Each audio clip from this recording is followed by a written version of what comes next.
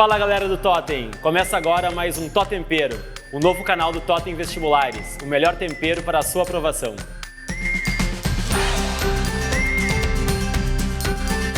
Oi pessoal, eu sou o Vinícius, professor de Química da Rede Totem. E eu sou a Andresa, professora de Biologia. Eu sou o Helder, professor de Geografia. E eu sou o Rodrigo, professor de Literatura. O que vamos cozinhar hoje? É um prato típico nordestino, vocês conseguem saber qual é? É um dos pratos mais importantes da culinária do litoral da Bahia e do Espírito Santo. Boa, Helder! O prato de hoje é uma muqueca no capricho.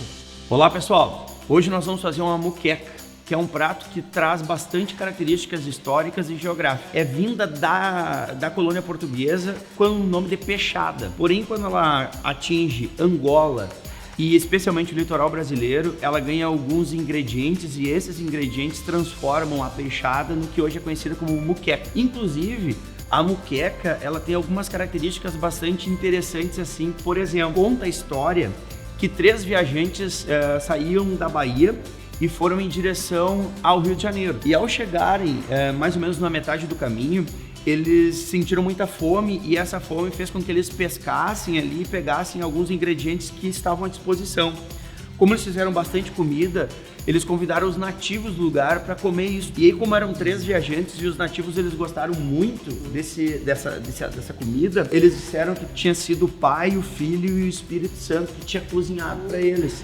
E aí estima-se que essa moqueca tenha dado origem ao nome do estado do Espírito Santo, que é um dos estados. O Espírito Santo e a Bahia são os 2 estados brasileiros que mais desenvolvem a cultura da alimentação a partir da moqueca, que é um prato característico do litoral brasileiro. Helder, falando em cultura, uma das pessoas que mais traz e expande essa ideia da muqueca na literatura é o Jorge Amado. O Jorge Amado, ele tem uma literatura muito fomentada nas suas cozinheiras. Dona Flor era uma cozinheira, Gabriela, de Gabriela Cravo e Canela, era uma cozinheira, e a muqueca aparece. Ela aparece como receita, inclusive, no livro Dona Flor e seus 2 maridos, que ela era uma professora de culinária, e a receita da muqueca que a gente vai fazer hoje é uma adaptação, inclusive, da receita do livro. Tieta do Agreste, quando ela volta para Santana do Agreste, o prato que ela faz é uma muqueca. Quincas, de A Morte de Quincas Berro d'Água, a sua última refeição antes da sua morte, é justamente uma muqueca. Então o Jorge Amado, como um ser que expande a cultura baiana, principalmente, e a culinária é um elemento cultural, a muqueca é o seu principal prato. Acaba retratando a característica da região nas suas obras. Nas suas obras, exatamente. E os ingredientes que a gente vai usar estão aqui: tomate, cebola, pimentão amarelo, pimentão vermelho e pimentão verde. Vale vocês lembrarem, tomate e os pimentões, eles são frutos, mas eles... O quê? Sim, são frutos. Mas eles não são do tipo legume. Normalmente todo mundo fala que isso aqui é legume. Não, gente, ó, temos aqui fruto do tipo baga, e temos aqui cebola, que é uma folha modificada. Isso é importante. Temos aqui leite de coco, alho, salsa, molho de tomate, o colorau, que é um ingrediente muito importante para dar cor e sabor ao prato, o sal, o coentro, pimenta, azeite de dendê e o ingrediente principal do prato, que é o peixe, o cação. E vocês nem imaginam o quanto esses ingredientes são importantes. O que tem aqui de bastante, hein, Vini? Proteínas, né? Temos proteínas, temos muitas vitaminas, muitas substâncias que são antioxidantes. Qual seria a importância disso para a alimentação, para o ser humano? No nosso organismo a gente tem formação de radicais livres. Radicais livres são aquelas moléculas que têm um elétron livre e elas são prejudiciais para o nosso organismo.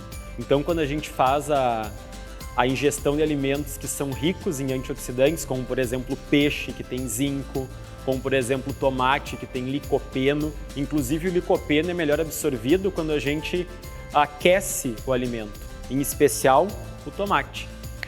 O pimentão, que tem vitamina A, tem vitamina C, tem fósforo, tem cálcio, tem ferro.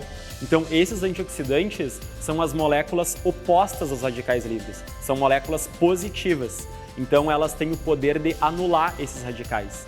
E quando a gente tem um excesso de radicais livres no organismo, eles promovem o envelhecimento das células. e isso é uma das causas da formação de células cancerígenas. Então quer dizer que o pimentão faz bem. Todos aqui? Todos eles. Perfeito. Todos eles.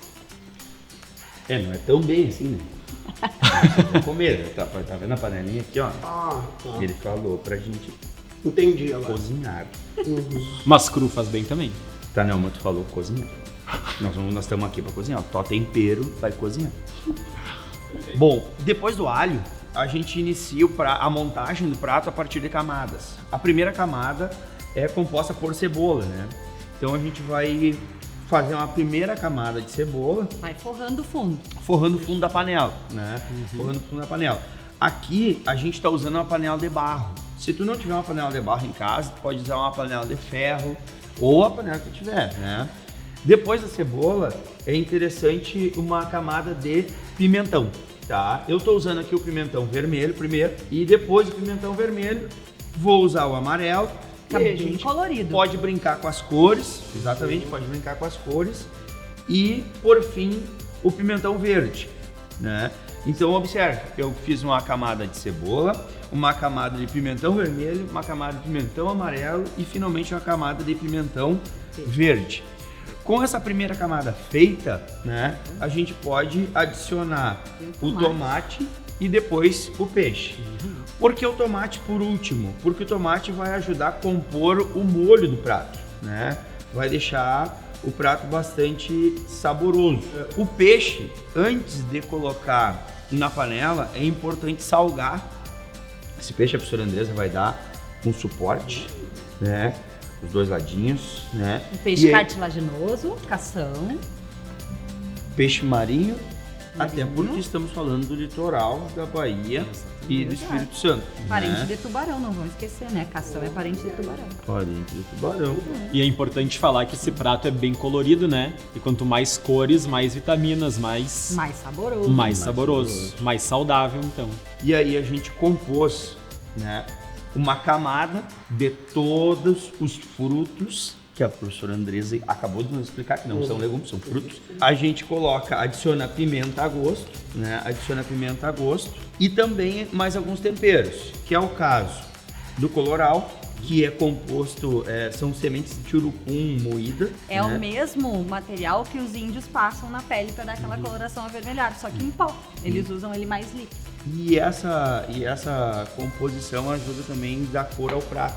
Outro ingrediente que é importante colocar é a semente do coentro, né? Se tu for na feirinha aquela, tu pode comprar Coentro fresco. fresco, Exatamente. né? É muito cheiroso. Juntamente aqui que a gente também conseguiu fresquinho a nossa salsinha. Uma vez composta a primeira camada, né? Primeira camada desses ingredientes, a gente pode compor outras camadas a partir da montagem do prato.